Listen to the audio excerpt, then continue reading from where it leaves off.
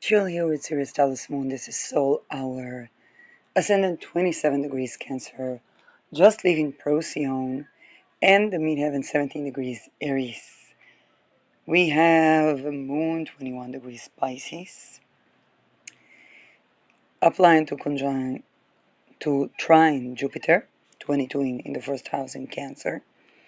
This is Soul Hour. Sun is 5 degrees Capricorn, with Venus applying to conjoin Sun at 2 degrees Capricorn. Mars is in the ninth house, Moon in the ninth house, Saturn in the ninth house, 25 degrees Pisces. And I want to talk about, I'm going to call it the gnosis of dandelion. And the reason, here's some dandelion next to my Danabalgadi talisman. They're not connected with Danabalgadi. It's just, I put them there. Now they are. As I was going today, it was around a shopping center, a big shopping center, and I was going towards the bus, and it was an area that's not particularly polluted, and I saw some dandelions. So I picked up some dandelions, and when I was picking the dandelions, so the way I pick is allowing, if there is, let's say, I don't know, 5 dandelions, I will take 1 or 2, allowing the flower. Basically, it's a stewardship to the natural earth, which is the best source of wealth and the best source of benevolence, and connection with benevolence there is with nature. It is very easy. It is preserving abundance. And as I was picking the dandelions, the gnosis that I got was, I was that person that found a person who was willing to do the teacher that doesn't beat children in a school where everybody were beating children.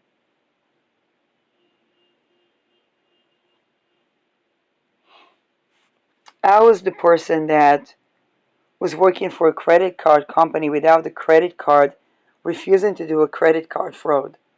And I made the most money in the, the entire team.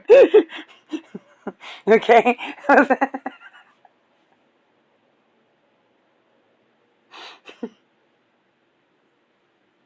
um, I was that person that was finding the real crops, okay, whether it's the dandelion or the things I'm working with, amongst a shit ton of fake stuff. It's kind of like I'm the person that finds the real deal. And as I was tending to Hymenid case,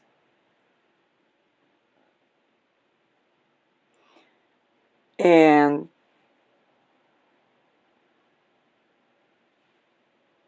I was thinking about the bigger connection.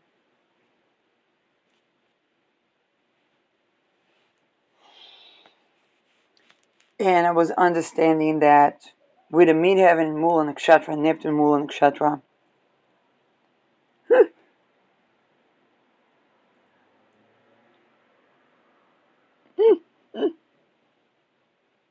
that perhaps is my Neptune square. But very likely what this Neptune square is about is me being, I am that billionaire that doesn't rape children.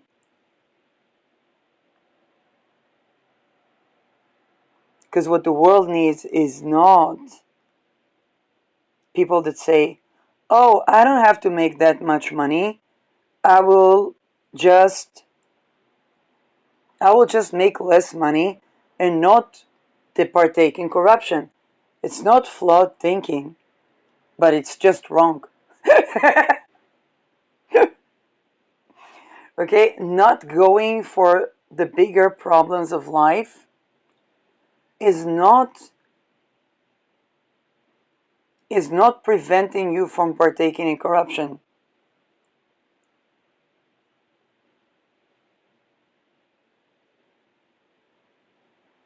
And going for the bigger problems of life, if corruption was done as wealth consolidation on resources, then what we need is wealth that is wealthing.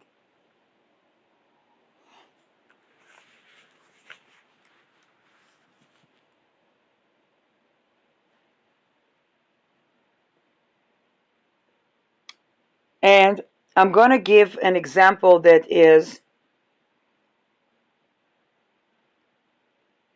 the good thing about a bad thing. And what do I mean by that? Definitely, I see where Standard Oil and the energy enterprise has a place to transmute into something that's actually wealthy. It takes a shit ton of energy to invest in kidnapping children, torturing children, inbreeding children, all these initiation rites to make them strong, to make them this, to make them that, to create a trauma bond that keeps them faithful. And then people are saying that they are survivors of that. So it's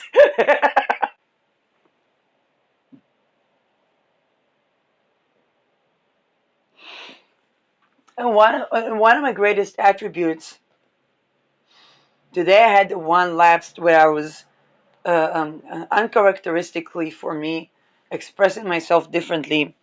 It was after a testimony of a ritual abuse survivor.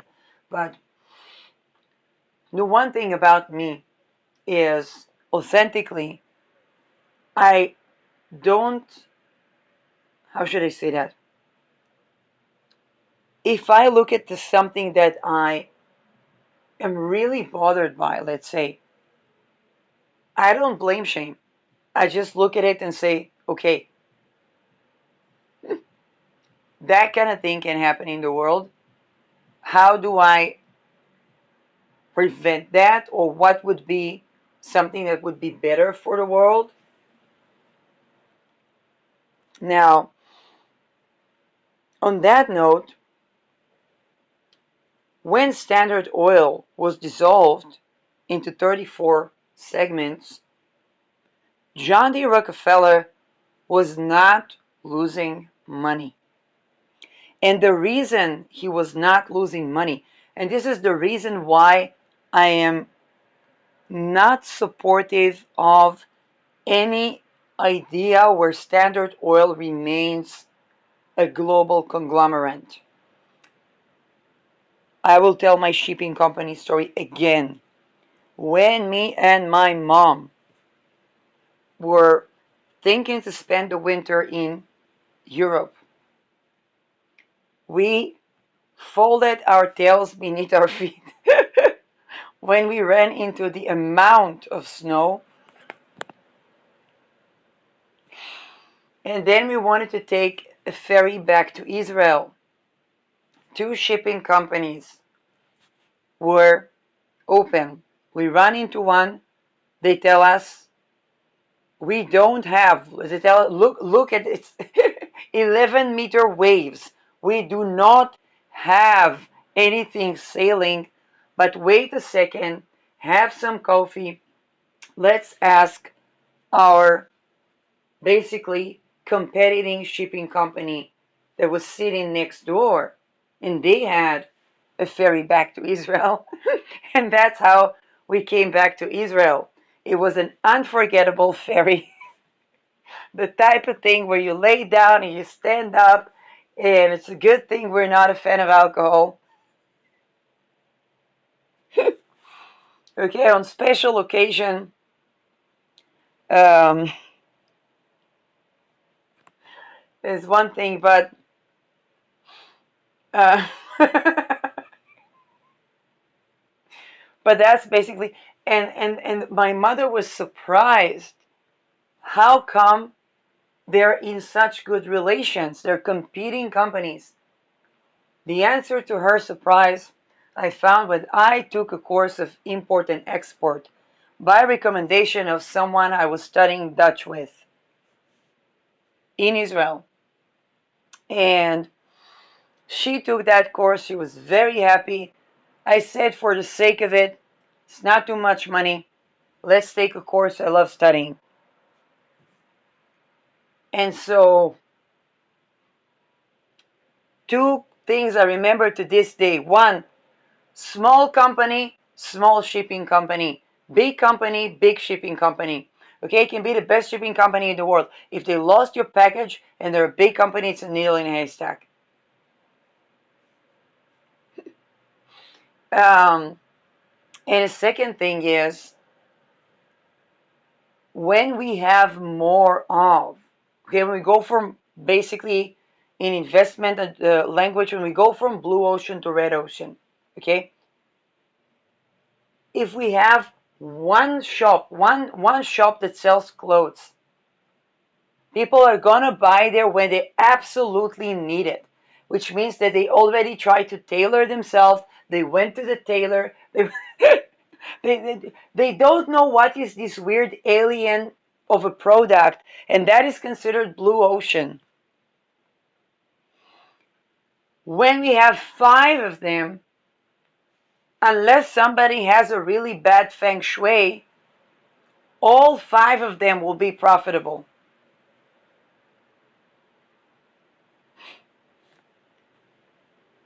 And the reason being is that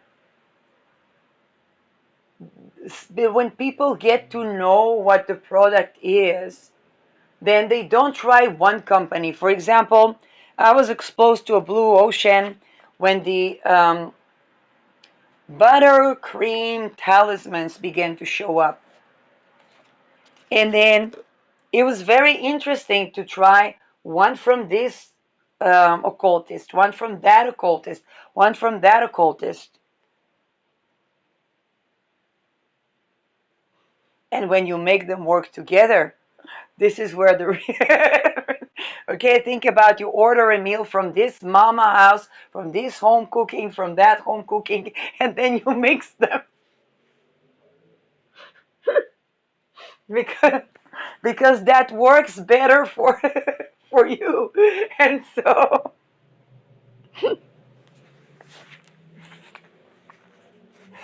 um, but that's basically, it's like wearing a Chanel coat with the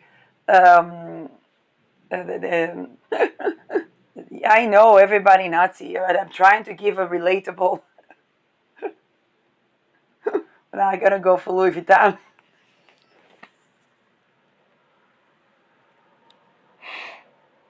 Um,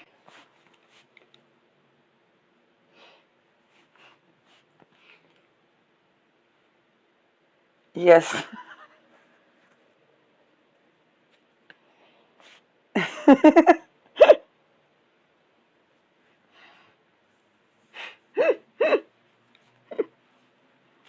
There is an obvious question.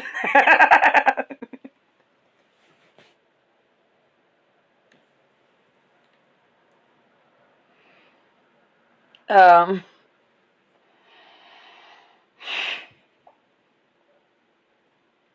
Now,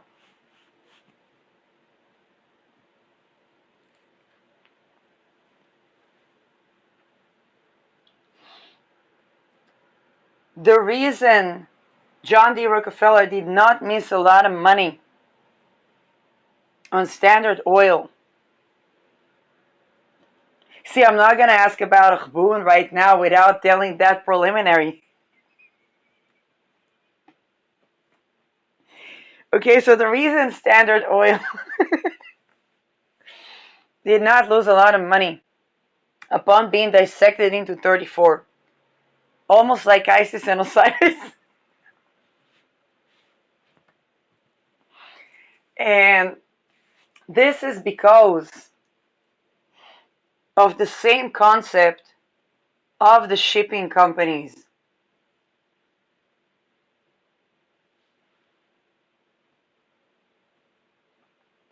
And that's the one thing that was working in the favor of, with all the power games in the world, The fact that they broke a monopoly, at least on a visibility level, made that level of visibility, that level when the monopoly was broken, which doesn't mean the monopoly was broken, but on that level they did a decentralization.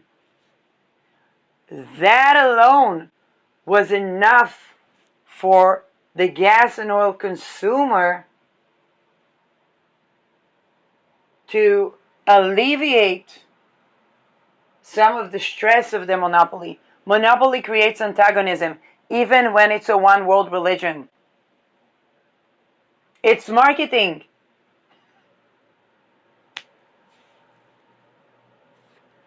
And if you think about shipping companies and gods, both are with Neptune association and even Pisces. It's very good for Christianity. You think about it. Small person, small religion, big person, big religion.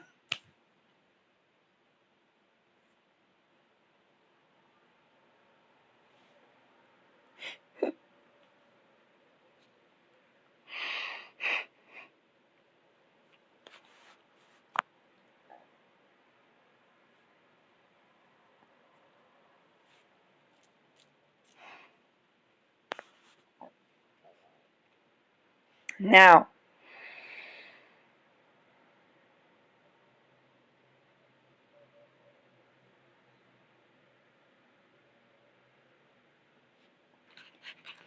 as I was talking about the Norway, Netherlands, and Israel case with oil today, and I came up with a pitch basically that gets the dividends from not entering the market as a competitor, creating a natural reserve, and basically that means not having to drill oil.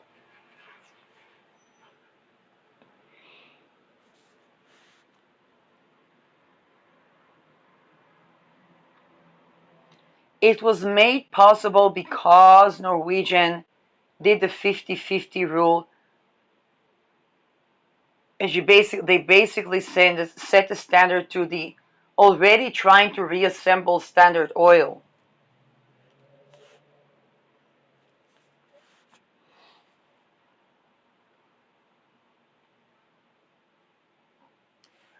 But this is one way in which we can begin to alleviate the damage that was caused to the ecosystem by one of the most unfavorable ways to derive energy. And in my previous episode, which I will air closer to February, regarding Haymanut Kasau, I talked about the difficulty of the traditions and the energy harvesting traditions that were based on old person marries young person, and I mean child. In so many cultures,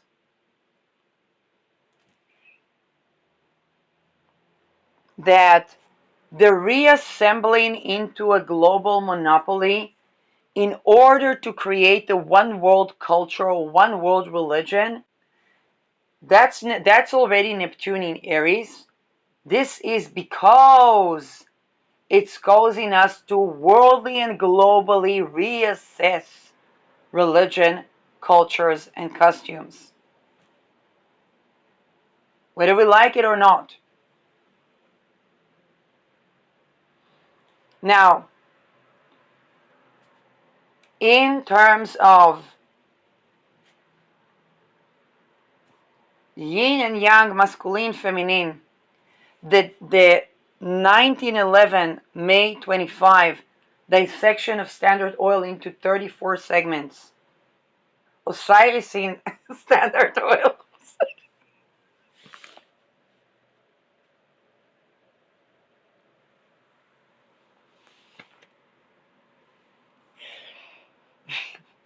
They needed they needed the P to go missing.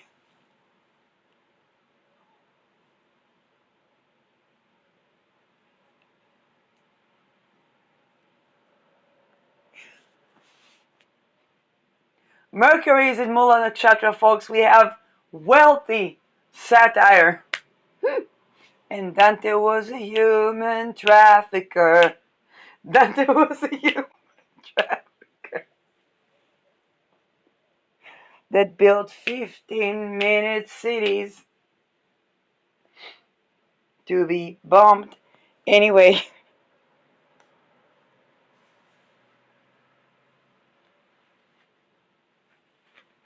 um,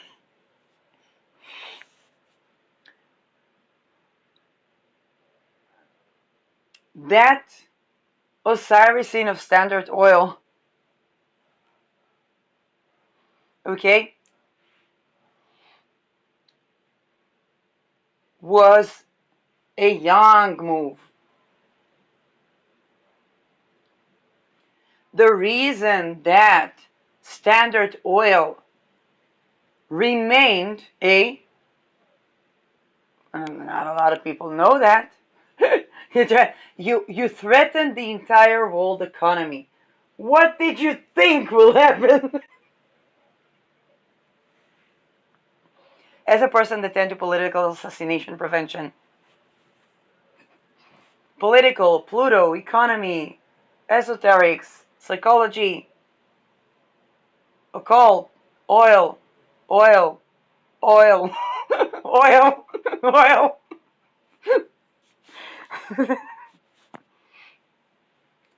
And Standard Oil did not only remain, but it actually grew in profit because they were no longer antagonizing.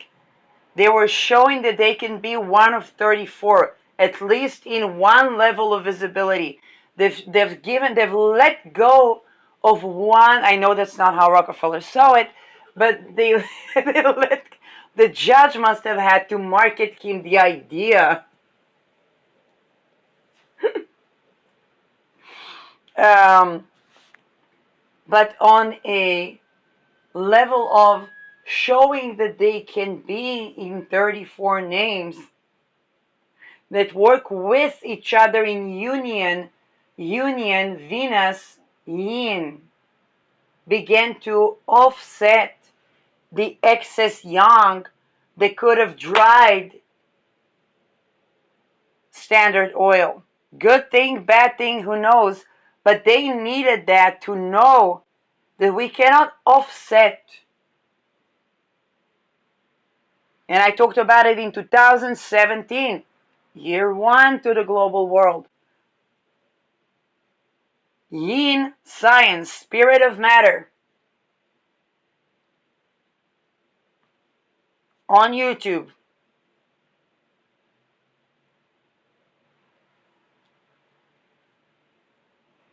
I mentioned the world wars, okay? Now you say, surely Standard Oil doesn't know that. Of course they know that. They maybe don't call it that name, but here is the thing. They create a bubble. And now we're standing at another move to globalize. The reason that we do is because they don't create. If we compare John D. Rockefeller to Genghis Khan, they were not harvesting off of anything but the pedophilia of the world. That's why we got oil and gas and not thunder and lightning for energy. Okay? Before even Nikola Tesla. Nikola Tesla just patented that concept. As long as energy is used to enslave people, it would be the most inefficient, expensive, cost ineffective, not ecosystemic, humanity life risking type of energy. It's not a bad thing, it's a good thing. Because if we don't have the sign that something here is off, we're just going to ask ourselves, thinking it was such a great idea. Nobody invested in oil thinks it's a great idea.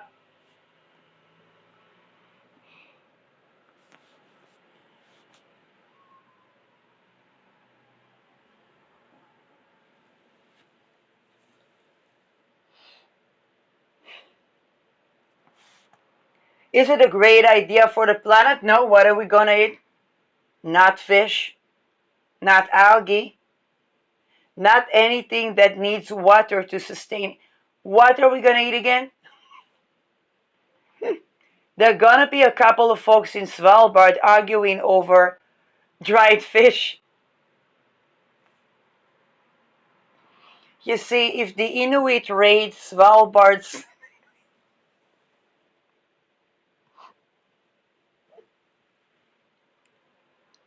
they send an Inuit down that bunker, it's Troya.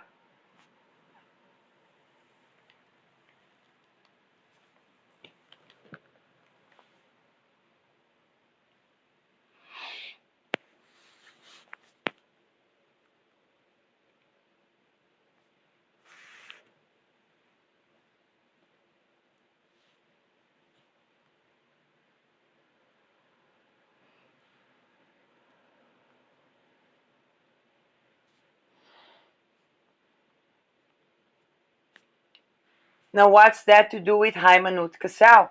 She was 9 when she was kidnapped. That's wedding age for extortion cults.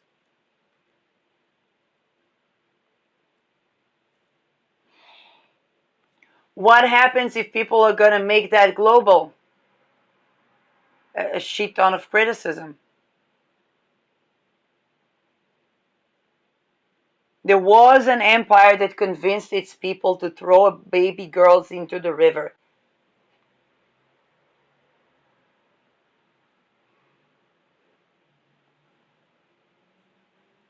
It's not that we don't have a preliminary for that kind of dumbfuckery.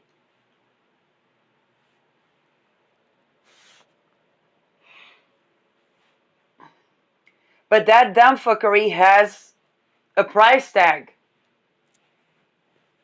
It usually comes to the absorption of minerals. We're going to talk about King Charles again.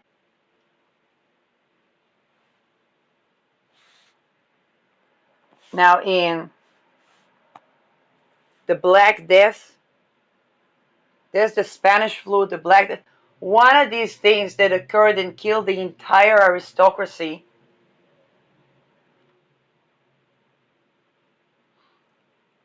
over nothing, because if the aristocracy was, you see, why there was a war about slavery in the United States. It was a civil war. We have women that had slaves and lived to 100. How come? Because of these women would go with their slaves and they would harvest the crops. They wouldn't sit with a triangular shaped boots, disentangling from the earth and the crown, and then wondering why they go dying by the lineages. It's called immune system.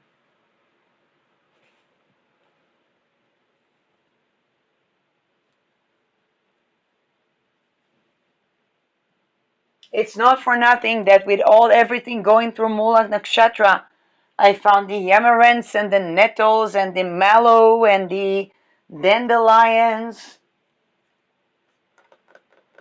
and the thistle leaves.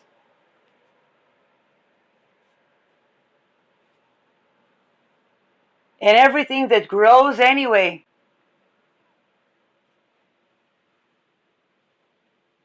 Because that's wealth. Now, who would pick a dandelion at the side of the road? Don't say a homeless. A homeless doesn't think about that. Unless they were taught earlier, which means that they came to that situation with a certain type of wealth. Not monetary wealth, but knowing to distinguish a dandelion in the freaking, I don't know, shopping center.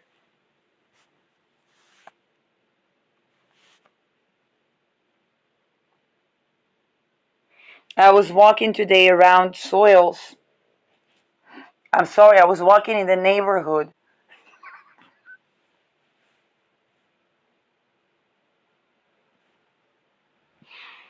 and I did the trick. Shout out to Chloe, okay, the Irish woman. It was her idea to learn how to look at the weeds that grow on the soil and assess the fertility level of the soil. And then I walk around looking at basically the weeds that grow. I probably was looking kind of creepy, but there were a lot of for sale properties, so I wasn't looking all that creepy. I probably was looking foolish to look at the property. But just the ability to assess, okay, here they still have the 3, 4 leaved clover. So the soil is growing nitrogen. Here they already have the chrysanthemum, so it's kind of like a midway into. They already have the meadow, the mellow. Okay, the mellow means it's fertile soil. And then I was able to look at soils, and then I was like, wait a second. If here I dug half moons last year. Now this place grows some nettles, but here it already grows some mellow. And over there at the other complex, it already grows a lot of mellows. So I just need to dig more half moons. It would take one winter to grow the mellows back if everything is fine with the soil, unless there are discrepancies, which I would need to test along the year. And that's a skill to assess. Now people say, "Well, I'm not going to grow anything on that." So like, give me my, Walmart and that's okay. But there's a holistic aspect to it. Is it a soil where something grows? Does something grow here? Is this place, is the land nourishing growth here?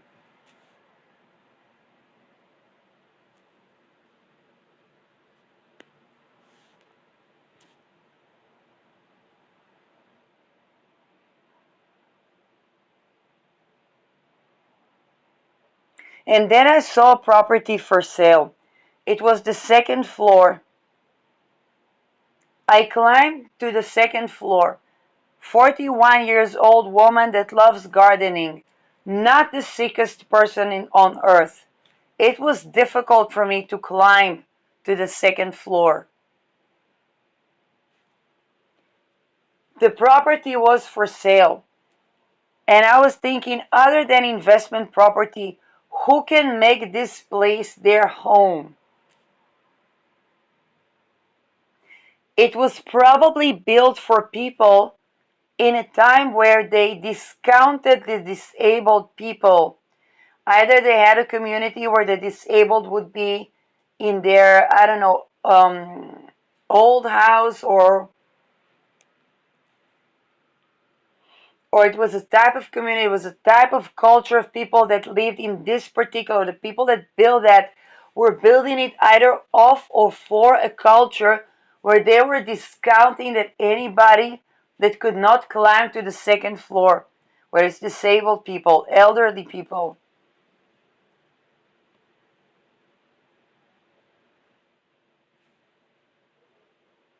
And then I was thinking, wait a second, but if nobody buys this complex, the human traffickers are going to take over that complex. And I was saying to myself, well, I'll tend to that. And I understood that since Uranus ingressed to my third house, I went from learning that people that recovered from even trafficking began to grow food, and I was going a step further into the natural, restoring the natural, they grow anyway herbs.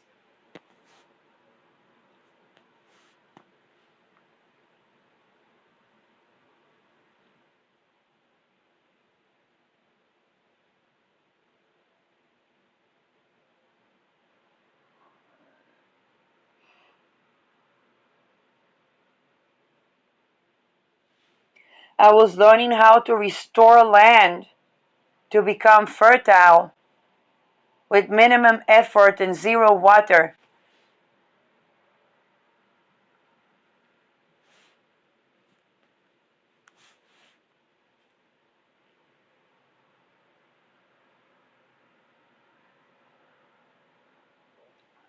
And I was thinking of the process I went through from trying to grow food and trying to grow flowers and building half moons and looking at the weeds and making tea and tinctures. 7th of October, I took from the tincture of passion fruit that we had in the garden, and that was assisting to calm me. All that learning since 2018, and then basically realizing that, wait a second, the thing that just grows there. And it was only after I was reviving the place, not really knowing that the things that just grow are basically the healthiest type of food that we lost sometimes in centuries. And it's in the supposedly impoverished neighborhoods where nobody trims the grass, is supposedly neglected, where those things still grow. Where I could make a nettle salve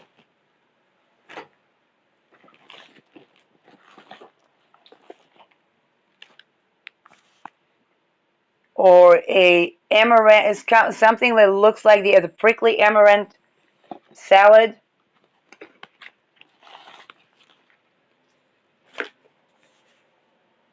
And as a person that, even if there was medicine, could not afford it, that's pretty good.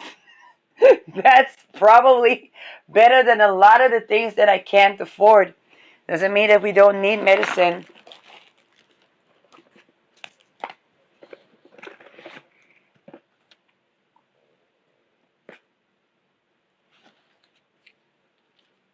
Now, what's that to do with Haymanut Kasau?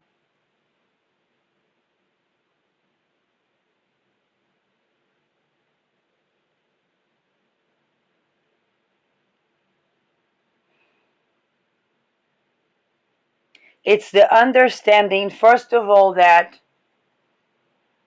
this is a case that involves the Mula Nakshatra.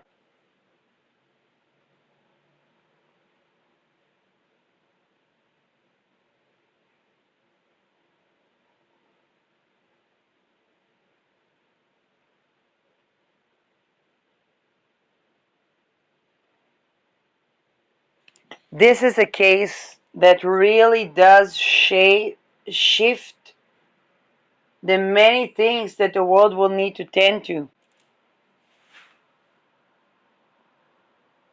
People can't cry colonialism if they go and rape, I'm sorry, 9 years olds.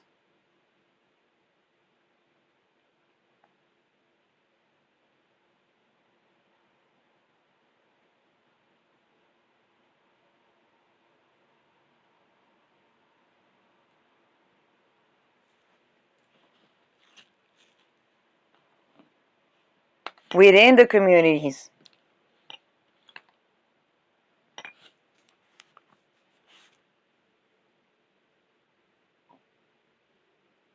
in the houses of the children.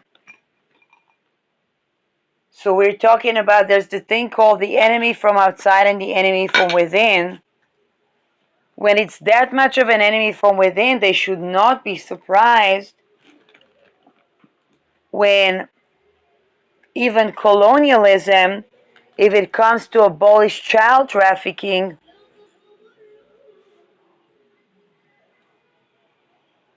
okay, Genghis Khan eclipse again.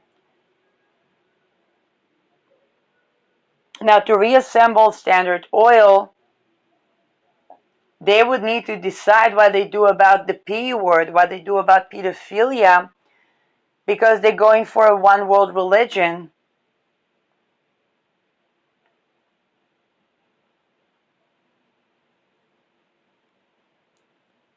And the attempt to depopulate everyone just causes people that would be sushi and coffee with matcha latte. Every time I say matcha latte, there's people that are like, they go completely. I'm not the only one that find the matcha trend funny. I love the matcha trend, but you see, it usually comes with some.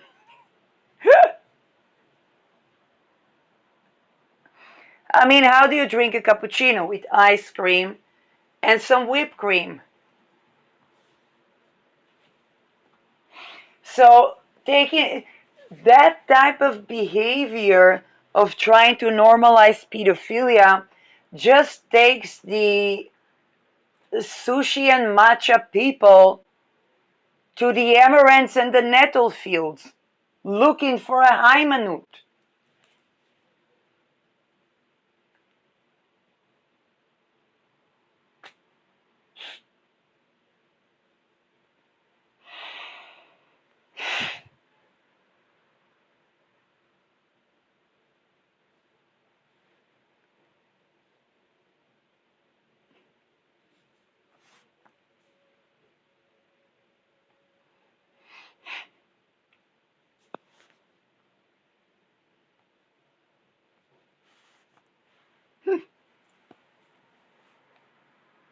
Now, it's the particular type of people that really, what are they doing with the matcha and the sushi?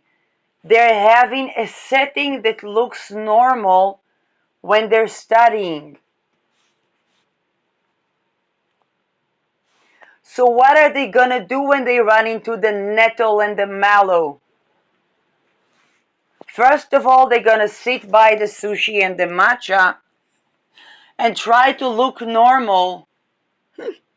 Now, it's no longer their plate of sushi. It was there, they saw, they came, they conquered. They open the cell phone and they look at nettle on Google. What are the benefits? What are the spiritual benefits? Now, what have they got to do? For every business they'd have to rape a child. They don't want to rape children. Okay, the mallow. What? And then the King of England has cancer. They say, how come?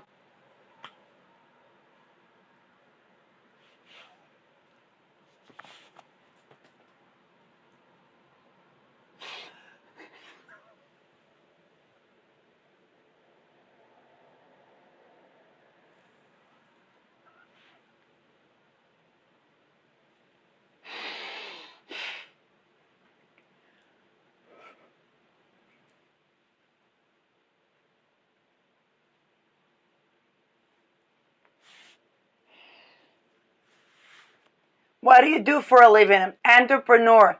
It's a great answer. You can always say it. You can say it if you're sitting on somebody else's sushi. That person went missing.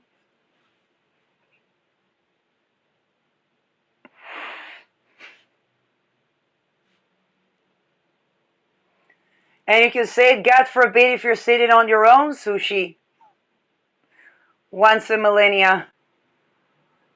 It's like, what do you do for a living? I'm an entrepreneur.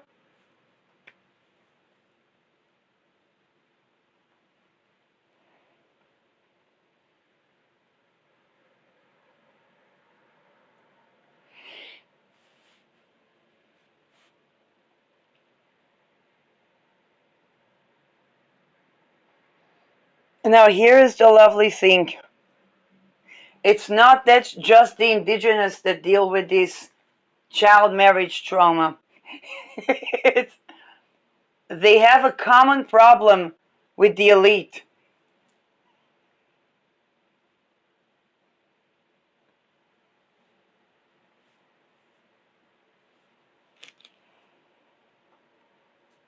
And also, it's not just the people native to the land that make salves from mallow and nettle and salads from amaranths and the small leaves of the chrysanthemum.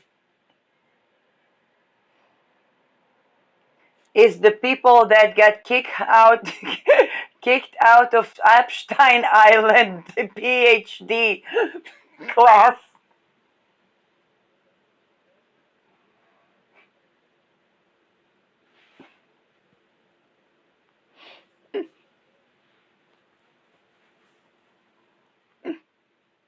And all they really need to find is the people that don't want to rape children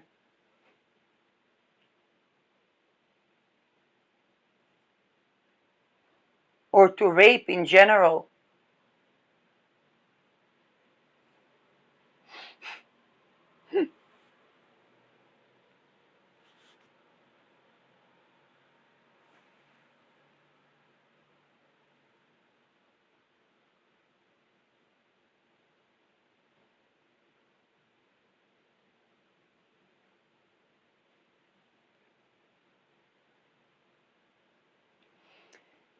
I think we begin to understand or begin to assess the difficulty in finding Hymanut and why this case is more challenging than the Detru dossiers.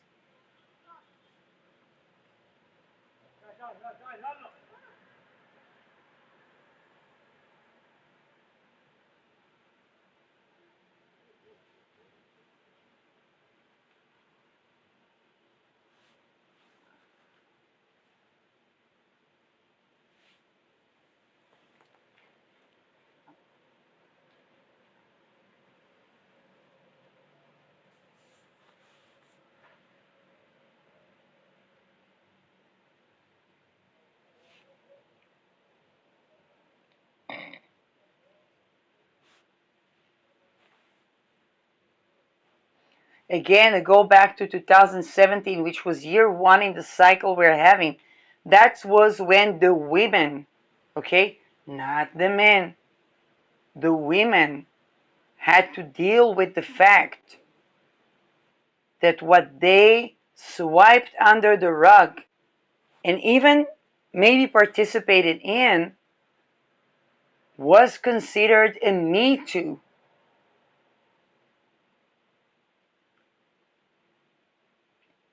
In fact, around the Me Too, they were trying to criminalize consumers of sex trafficking.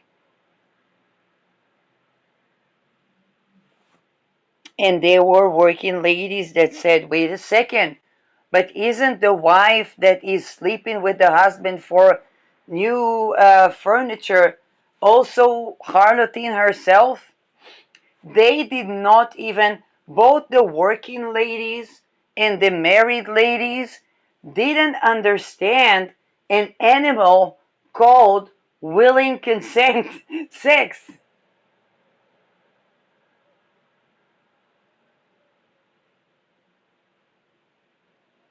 In fact, when I was working at the business, the JDEG business, and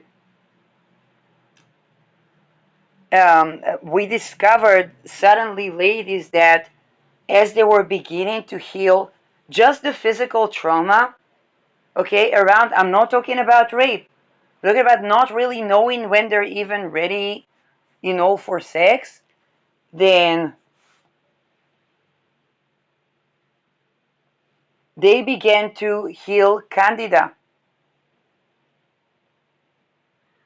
They began to heal a lot of menstrual related issues. It was not a medical course, it was a sex positive course.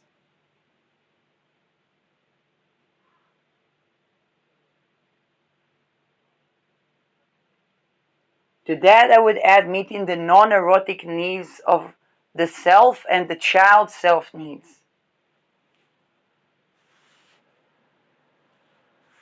Because for people that deal with that type of dumb fuckery, it's needed in order to even access the authentic sexual self.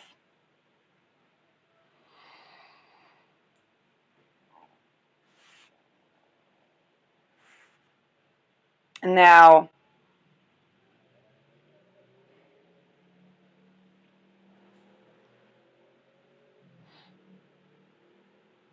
that was the aftermath of 2017, and later the ingress of Uranus to Taurus. We weren't thinking about healing, women related medical issues.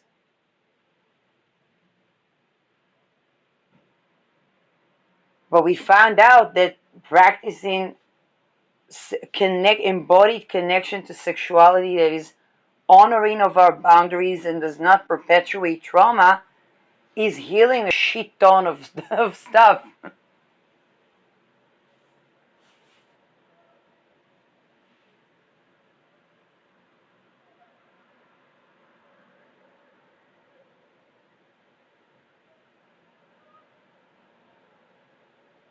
Which means that human trafficking creates a shit ton of medical problems.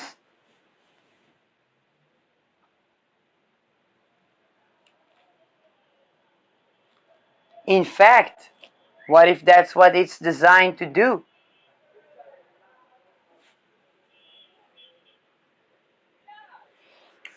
But back to 2017, women, not men, women could not consent. Working ladies just thought that women want to end basically sex trafficking because they don't want their husbands to cheat. They didn't even conceptualize the component of not traumatic sex, not life-threatening medical conditioning causing sex, whether it's what sex trafficking or what they call sex work, or in marriage or relationships or one night stands or whatnot.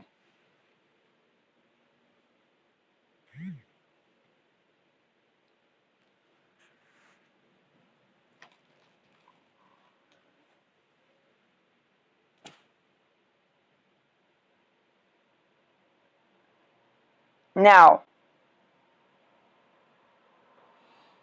being in the year 9, where we talk about Haymanut Kasau, we can't talk about pedophilia without the awareness that even adult sex that is trauma creating is already a life threat.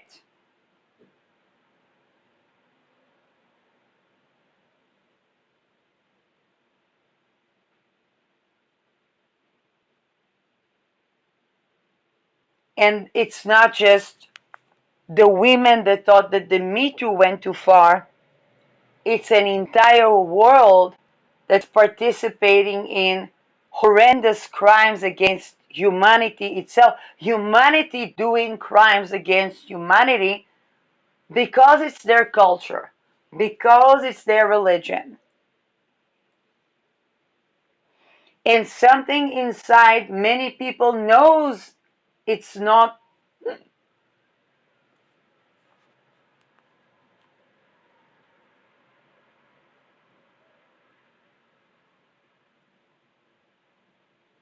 Then to find the missing, in that case, Haymanut Kasau,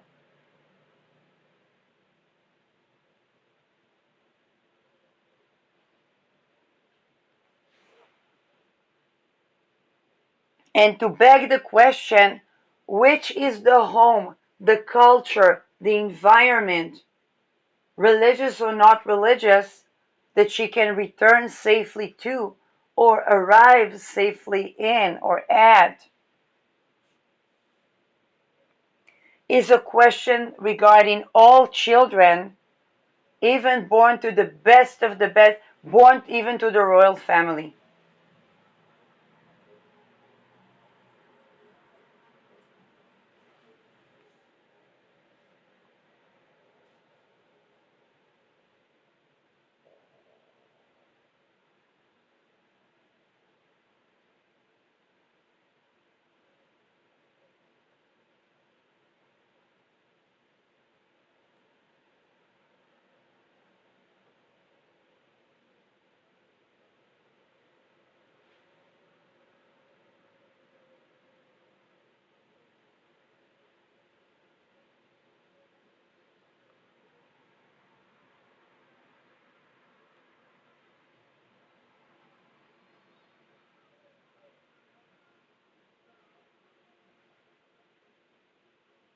The IC, Imam Kweli, around the kidnapping of Haymanut Kasau was second degree Capricorn, which is still Mula Nakshatra. It's pertaining the global home.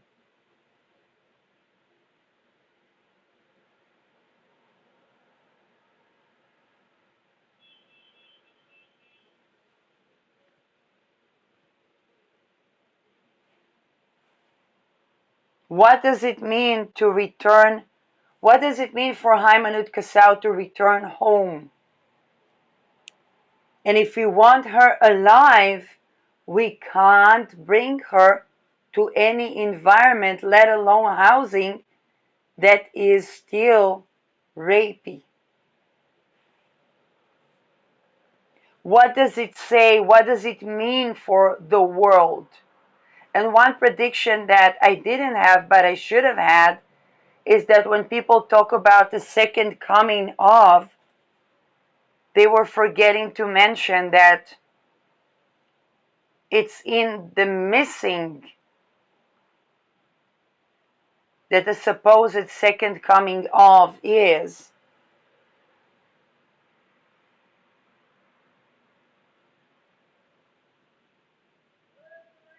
Because if we consider the environment in the world where a child like Haymanut Kasau can return safely home, meaning not crossing over to the realm of the dead, because there is safe and love, and a child can be a child, and so on.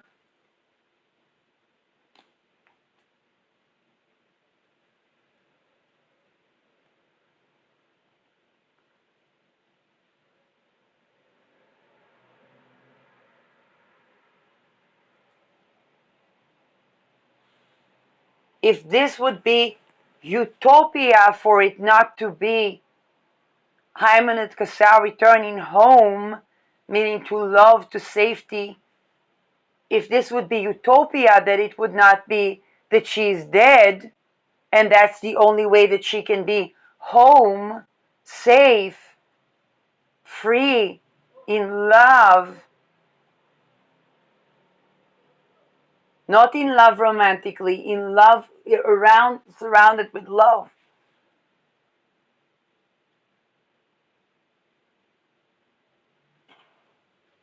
Then we enter a situation where the Messiah is missing.